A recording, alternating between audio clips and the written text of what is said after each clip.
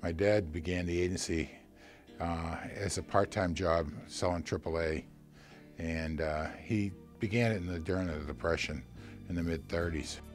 I came here in 1960. I wasn't going to stay. I told my dad I only came down to give him a hand for a few months. I was going to go get a job. And when I first came, he said he was going to give me a $50,000 education. My mother asked me after probably the end of August, how things were going. I said, well, he's giving me that $50,000 education, but he's jamming it down my throat nickel by nickel. He said to me, life is a game of addition, not subtraction or division. So you go about building a business one at a time. On the personal line side, we have about 14,000 customers. You can't do that kind of a volume alone. You have to depend on customer advocacies. And once you have advocates, the rest is easy. My dad always kind of exemplified, that core value of trying to do the right thing and try to treat people the way you'd want to be treated. And it's a way of life for my father. And I don't remember how it happened. I think it just happened that those became our values as well, my two sisters and my brother and myself.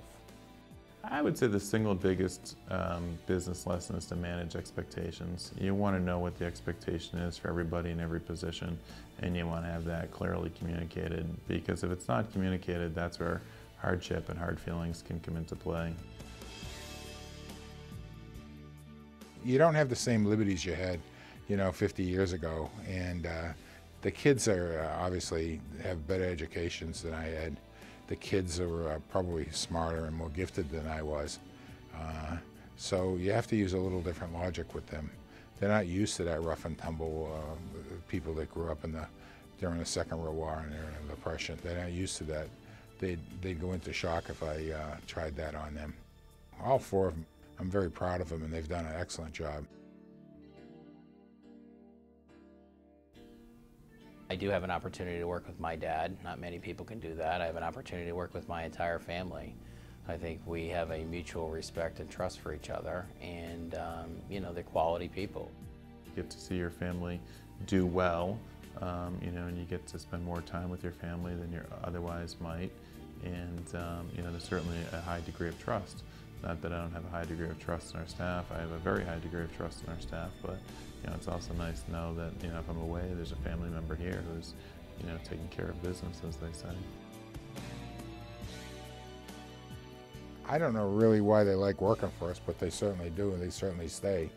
And I think we're fair. We seem to have really solid, fundamentally sound people who come in every day and commit to this organization. I like to tell people that not only do I enjoy working with them professionally, but if they were my neighbor, I think it would be great. If there's one thing that we probably don't, or I probably don't say often enough, it's thank you. Because without the staff, the place doesn't go.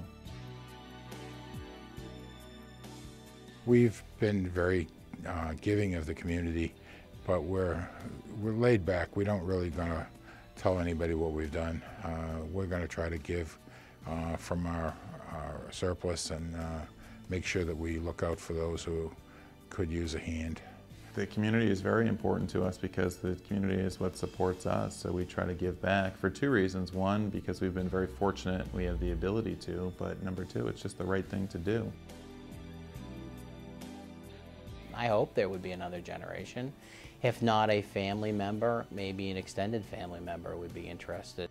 I don't know, my daughter's in second grade, so it'll be interesting to see what, how that plays out, but if there was the next generation, that'd be great. There's 6 grandchildren total, so we'll see.